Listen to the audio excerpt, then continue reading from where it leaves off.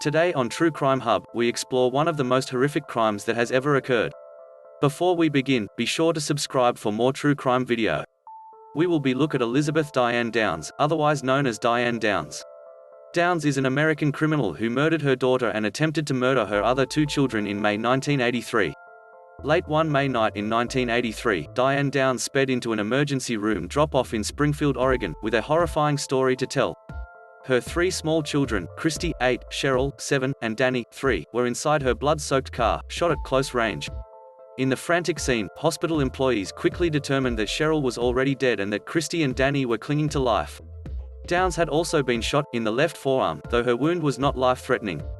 When police arrived at the scene, Downs, 27 at the time, told them a bizarre story of being flagged down by a bushy-haired stranger on a dark and deserted country road. Detective Doug Welch remembers getting the call for what would turn out to be his first homicide investigation. He responded to Mackenzie Willamette Hospital and immediately interviewed Downs, a postal worker. Her initial statement was that she had taken the kids out to a friend's house, said Welch. And it grew dark, and upon their return home she decided to do some sightseeing. And she took a deserted country road with 3 sleeping kids in her car. And along this road, off to the side, out stepped a man who flagged her down. She stopped the car and asked him what he wanted. And his response was, "I want your car." She replied, "You've got to be kidding," at which time he pushed her aside and reached in and shot the sleeping kids. Downs said she then faked throwing her keys to divert the gunman's attention, pushed him out of the way, jumped back in her car and raced to the hospital with her badly wounded children. She says it was during the struggle with the stranger that she was shot in the arm. Fearing there could be a gun-wielding killer on the loose, police released information to the public to be on the lookout. But suspicions of Downs herself quickly began to surface. There were a number of things which didn't make sense, even that first night, Welch said. Sightseeing when it's pitch black out? And why are the kids fatally or near fatally wounded, and she, being right-handed, is shot in the left arm? I mean, think about it. She's the biggest threat to him, not 3 sleeping children. Within a month of the shootings, with her 2 surviving children still in the hospital, Downs began giving a series of bizarre interviews to the media. She couldn't keep her mouth shut, Welch said. She talked all the time. In a sense, Diane was her own worst enemy. While police increasingly suspected Downs, she adamantly denied any involvement when speaking to the media. "Why would I have taken my kids to the hospital?" she said in an interview. "Wouldn't I have made sure they were dead and then cried crocodile tears? That's insane to think that I would do such a thing and then bring the witnesses in against myself, that's crazy." Ann Jaeger was a local reporter for KEZI in Eugene, Oregon, at the time. She remembers Downs' demeanor in her interviews as peculiar.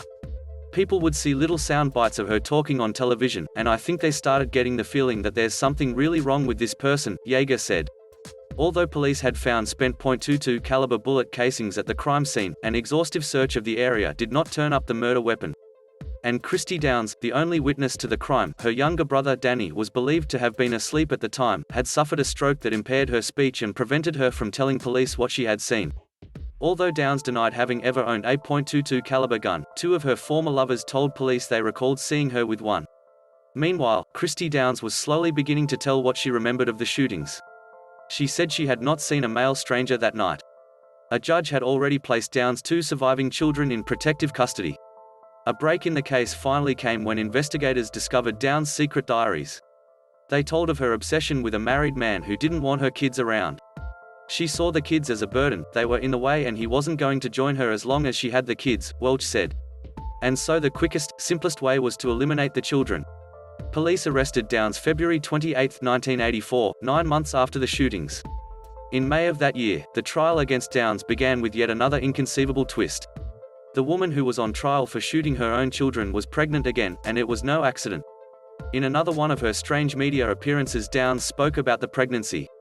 "I got pregnant because I miss Christie and I miss Danny and I miss Cheryl so much," she said. "I'm never going to see Cheryl on earth again and you can't replace children, but you can replace the effect they give you. And they give me love, they give me satisfaction, they give me stability, they give me a reason to live and a reason to be happy, and that's gone, they took it from me, but children are so easy to conceive." Downs had picked someone on her postal route to seduce prior to the start of her trial. Reporter Ann Jaeger remembers worrying that Downs' pregnancy could affect the way jurors viewed her. She calculated that this would win her sympathy in her trial. "I mean, obviously, if she's pregnant, she loves children, right?" Jaeger said. Star witness at Downs' trial. Her daughter. Prosecutors laid out the evidence against Downs, all leading up to their star witness. After months of physical and mental therapy, Christie Downs was finally able to take the stand and tell what happened to her that horrible night. District Attorney Fred Hughey asked Christie if she remembered who shot her. She replied simply, "My mum." Downs was found guilty in June, and sentenced to life in prison plus 50 years. Between the verdict and sentencing, the court recessed so that Downs could give birth to a girl she named Amy Elizabeth. The baby was taken by the state and delivered to adoptive parents. The girl was later renamed Becky Babcock. In 1987, just 3 years into her sentence, Downs escaped from the correctional facility in Oregon where she was being held. Within 2 weeks, police had tracked her down to the home of another inmate's husband just blocks from the prison. After being recaptured, she was transferred to a more secure facility. Diane Downs remains in prison in California. She was denied parole in 2008 and continues to proclaim her innocence. Thank you for watching.